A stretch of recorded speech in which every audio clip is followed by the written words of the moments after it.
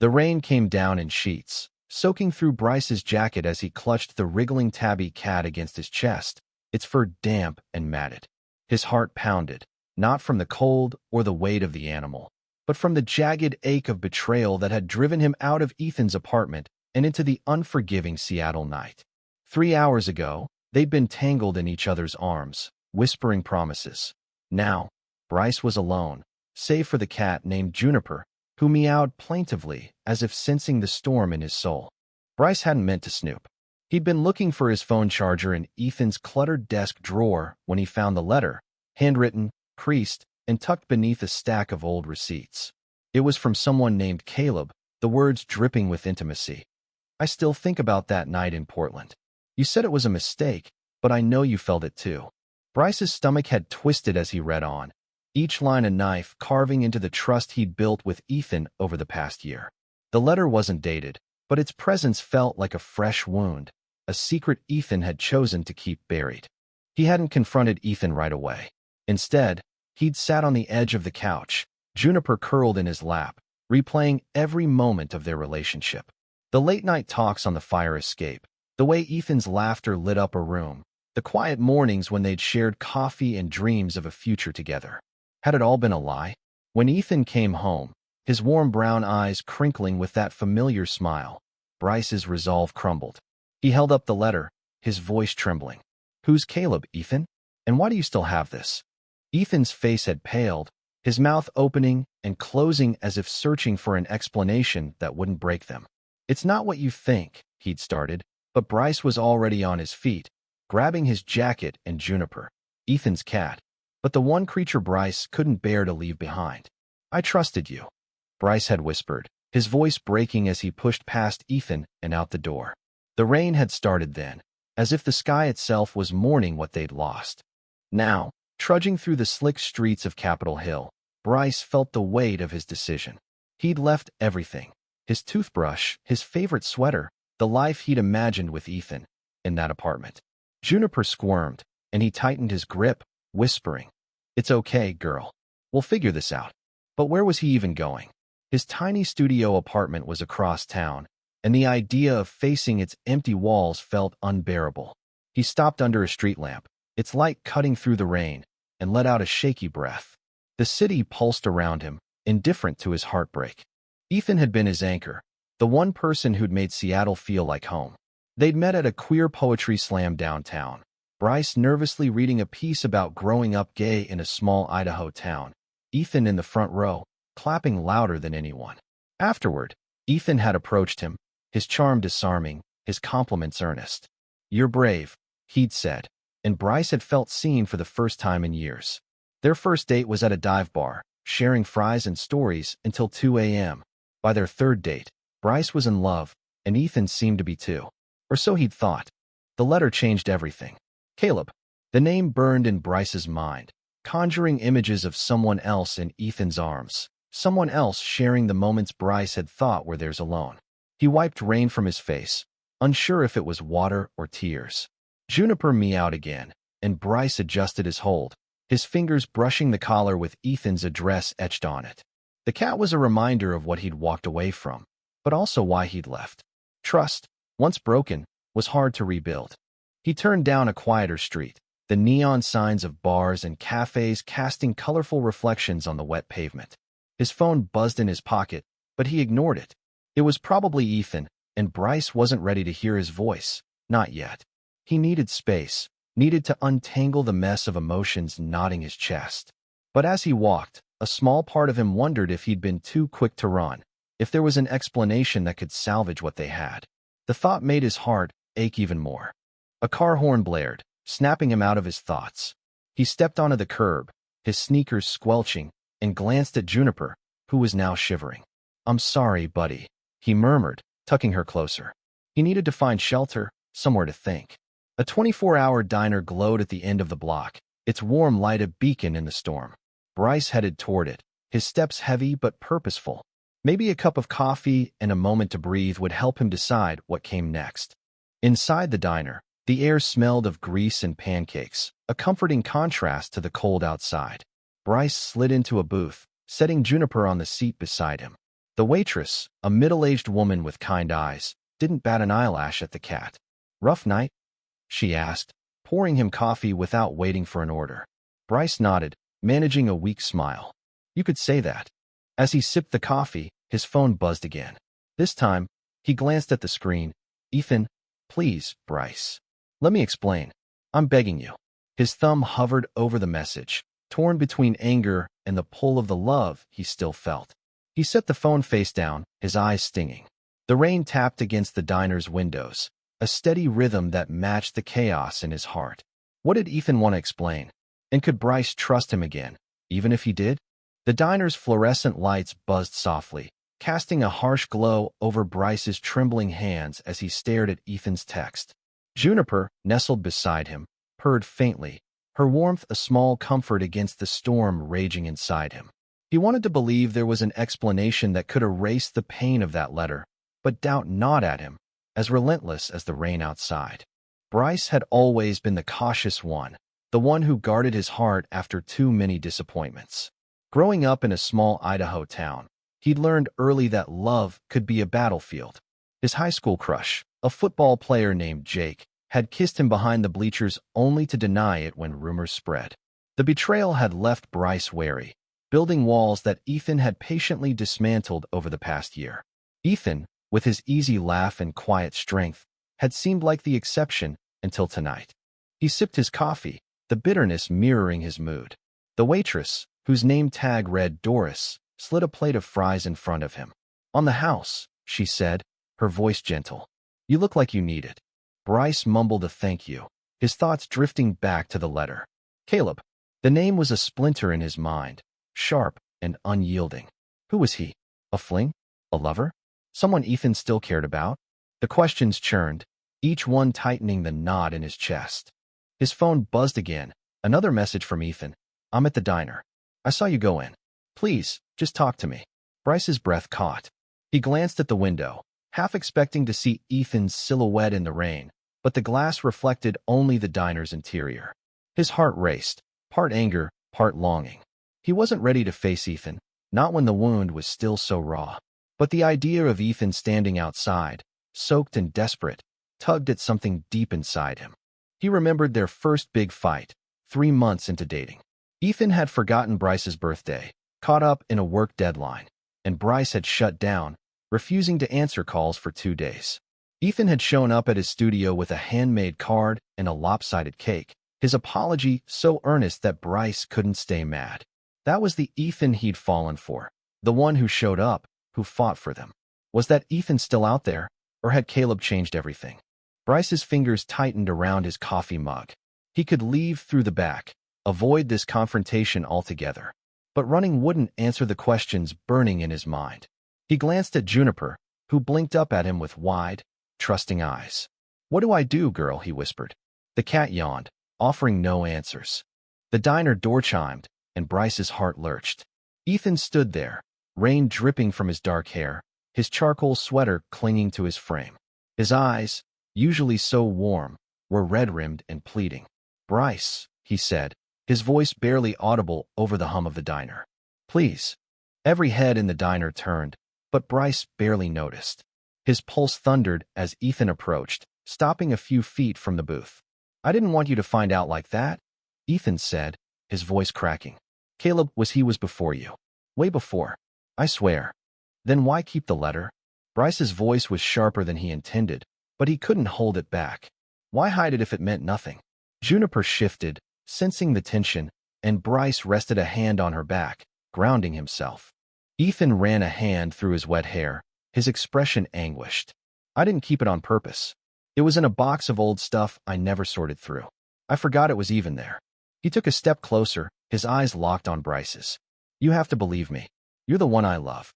Bryce wanted to believe him, wanted it so badly it hurt. But trust was fragile, and the letter had shattered it. "You should have told me about him," he said, his voice low. "You should have been honest."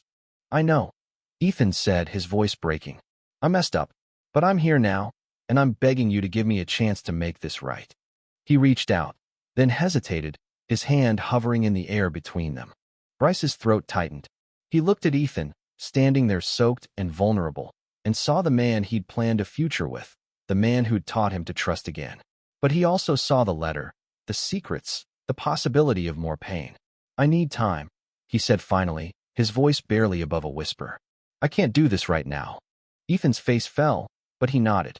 "I'll wait," he said, "as long as it takes." He turned and walked back into the rain, leaving Bryce alone with Juniper and a heart full of questions. Bryce stared at the diner's door long after Ethan disappeared into the rain, the echo of his words lingering like a half-forgotten song. Juniper nudged his hand, her soft purr a fragile tether to the present. He wanted to run after Ethan, to demand answers, to fix this, but his feet stayed rooted, anchored by doubt and the fear of being hurt again. The waitress, Doris, refilled his coffee without a word, her knowing glance saying more than any advice could. Bryce sipped the steaming liquid, his mind replaying the past year with Ethan. The summer they'd spent hiking in the Cascades, Ethan's hand steadying him on a rocky trail. The night they'd danced in Ethan's living room to an old jazz record, laughing until they collapsed onto the couch. Those moments had felt so real, so unbreakable. How had they ended up here? He pulled out his phone, scrolling through their old texts, silly memes, late-night confessions, plans for a trip to New York they'd never taken. Each message was a reminder of what he stood to lose. But the letter loomed larger, its words a shadow over every memory. Caleb. The name felt like a stranger intruding on their story, someone who knew a side of Ethan that Bryce didn't. He typed a message to his best friend, Marcus, who lived across town. "Can I crash at your place?" "Long story." Marcus replied almost instantly, "Get over here. Bring the cat." Bryce smiled faintly, grateful for the lifeline. He paid for the coffee, left a generous tip for Doris, and scooped up Juniper, stepping back into the rain. Marcus's apartment was a 20-minute walk, but the cold kept Bryce's thoughts sharp. He thought about his own past, the scars he carried from a childhood where being himself meant hiding. His parents had loved him, but their small-town values hadn't known how to embrace a gay son. Moving to Seattle at 22 had been his escape, a chance to build a life where he could be open, be loved. Ethan had been the cornerstone of that new life, until tonight. When he reached Marcus's building, the buzzer sounded, and he climbed the stairs to the third floor. Marcus, a lanky graphic designer with a quick wit, opened the door before Bryce could knock. "You look like a drowned rat," Marcus said, eyeing Juniper. "And you stole his cat." "Borrowed," Bryce corrected, setting Juniper down.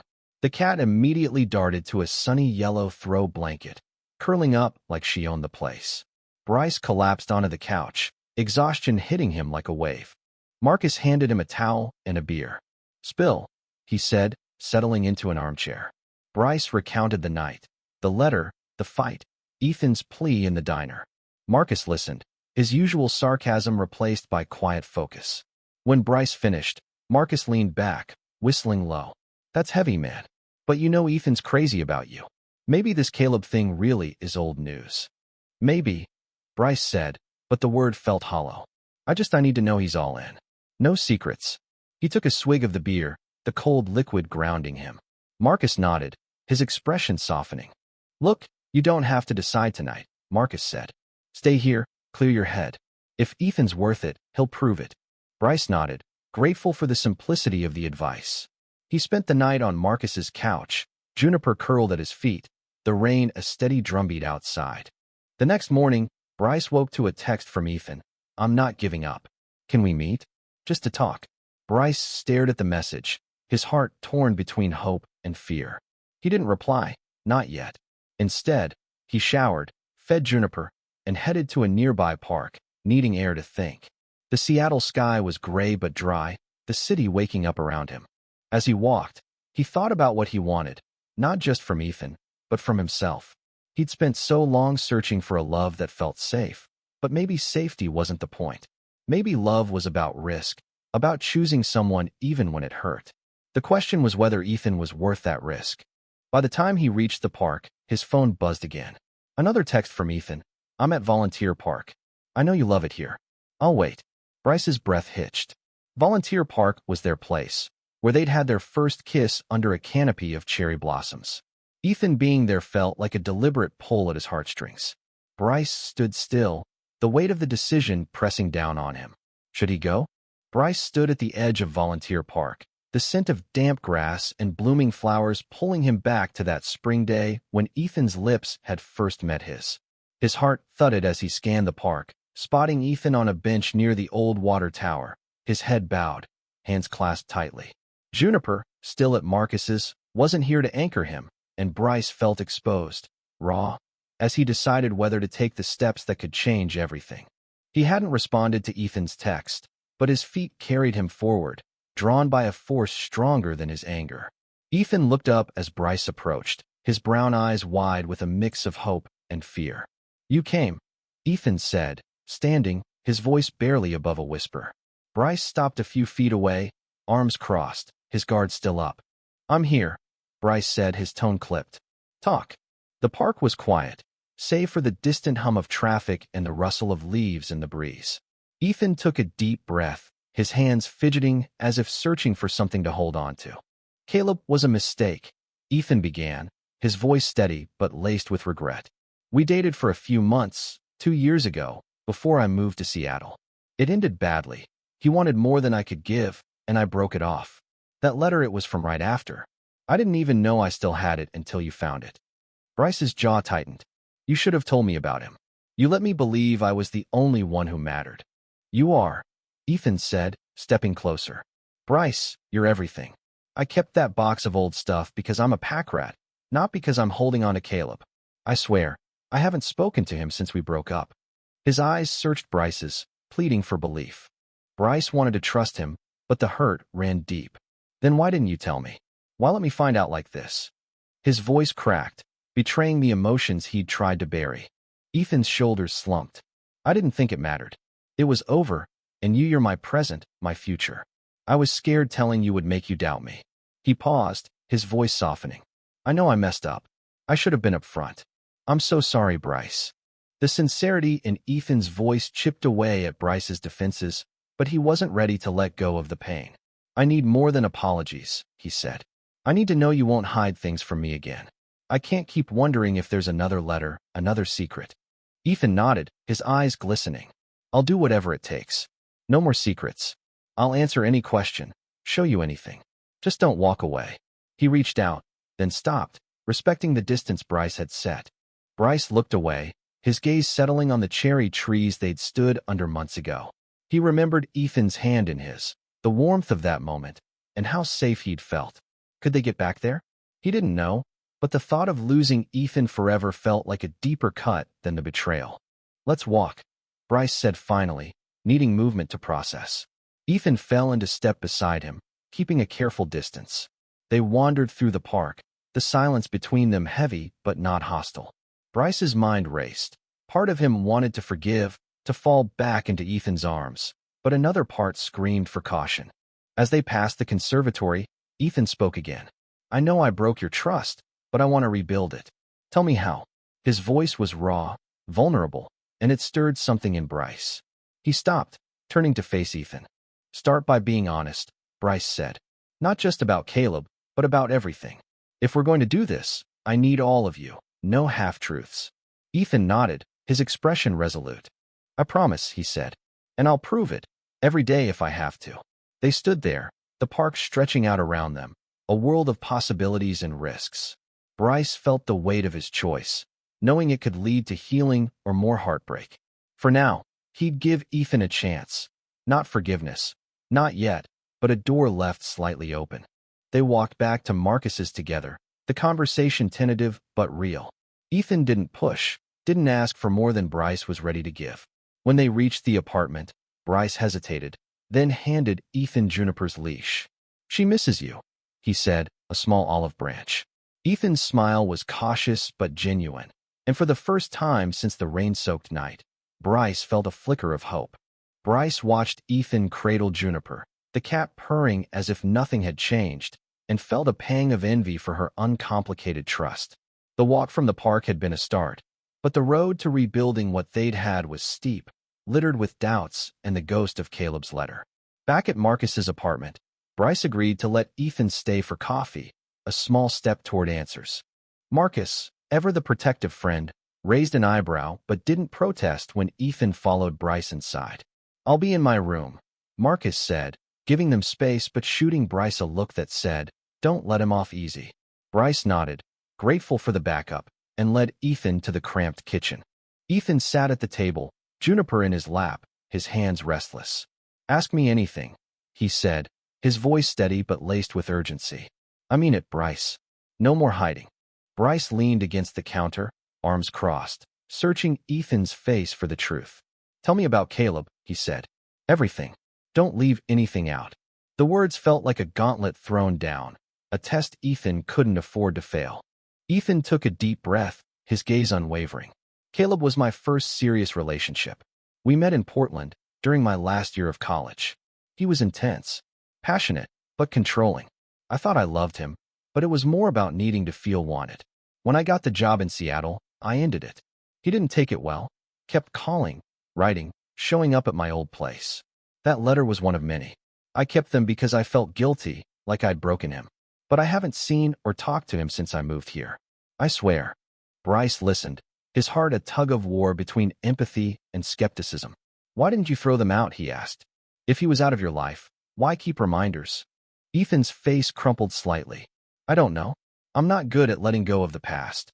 Not because I want it back, but because it feels like proof I existed, you know? Growing up, my parents, they didn't accept me. Every mistake, every relationship, it's like I'm holding on to evidence that I'm real." He paused, his voice softening. "But I should have told you. I see that now." Bryce's throat tightened. He knew that feeling, carrying the weight of a past that didn't love you back.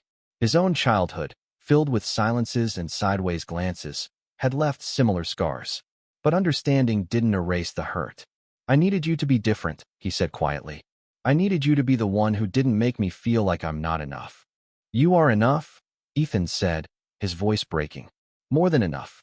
I messed up, Bryce, but it's not because I don't love you. It's because I'm human, and I'm trying to be better for you." He set Juniper down, standing to close the distance between them. "Tell me what you need. I'll do it." Bryce's eyes stung, but he held Ethan's gaze. "I need time, and I need you to show me, not just tell me. Actions, Ethan, not words." Ethan nodded, his expression resolute, and for the first time, Bryce saw the weight of his own power in this moment. He could walk away, or he could choose to try. Over the next few days, Ethan showed up, not with grand gestures, but with quiet consistency.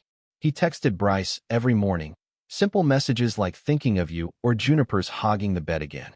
He dropped off Bryce's favorite coffee at Marcus's, no strings attached. He invited Bryce to a queer art exhibit downtown, giving him space to say no. Bryce didn't always respond, but each gesture chipped away at the walls he'd built. One evening, Bryce agreed to meet Ethan at a small bookstore they both loved.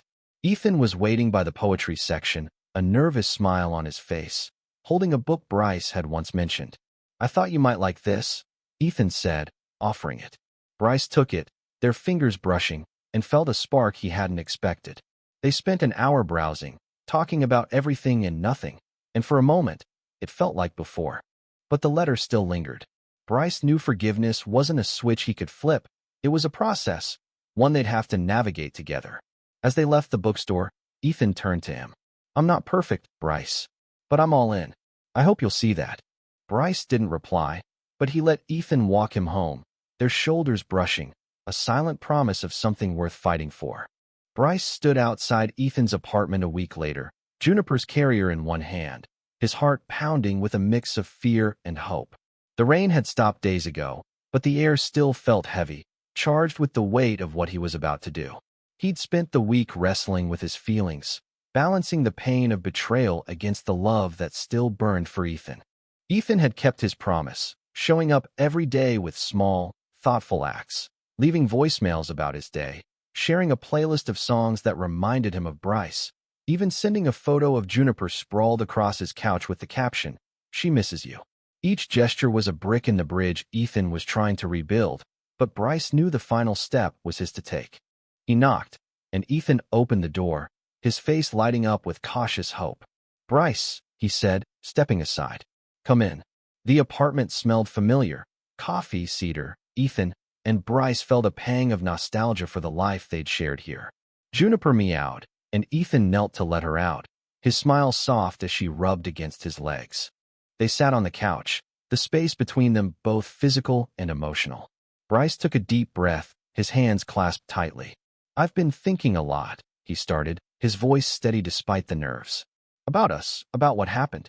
I'm still hurt, Ethan. That letter, it made me feel like I was living a lie.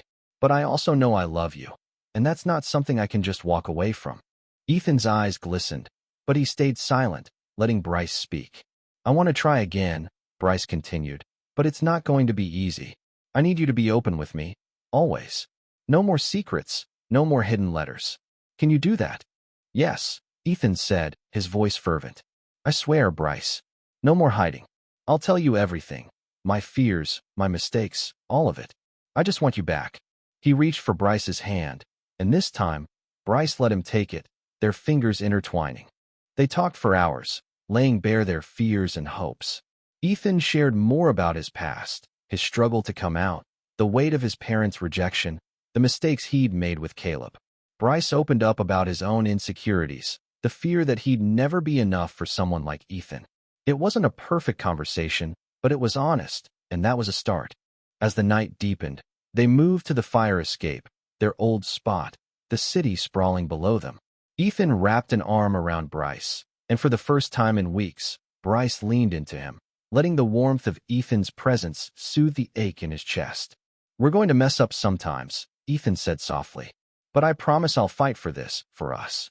Bryce nodded, his eyes on the city lights. "Me too," he said. "But we do it together, okay? No more running." Ethan squeezed his hand, a silent vow. The weeks that followed weren't easy. Trust was a fragile thing, rebuilt through small moments. Cooking dinner together, laughing over Juniper's antics, sharing quiet truths in the dark.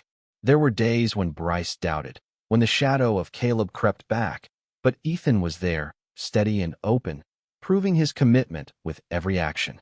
One evening, as they walked through Volunteer Park, the cherry blossoms in full bloom, Bryce stopped, pulling Ethan close.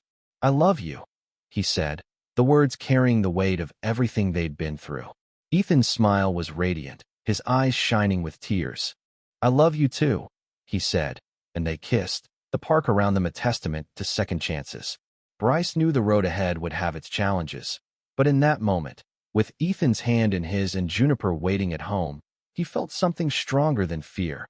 Hope, rooted in the belief that love, when fought for, could heal even the deepest wounds. Their story wasn't perfect, but it was theirs, a tapestry of mistakes and forgiveness, woven with the courage to try again. And as they stood together under the blossoms, Bryce knew he'd made the right choice. Not just to love Ethan, but to love himself enough to demand the truth and to build a future where both could thrive.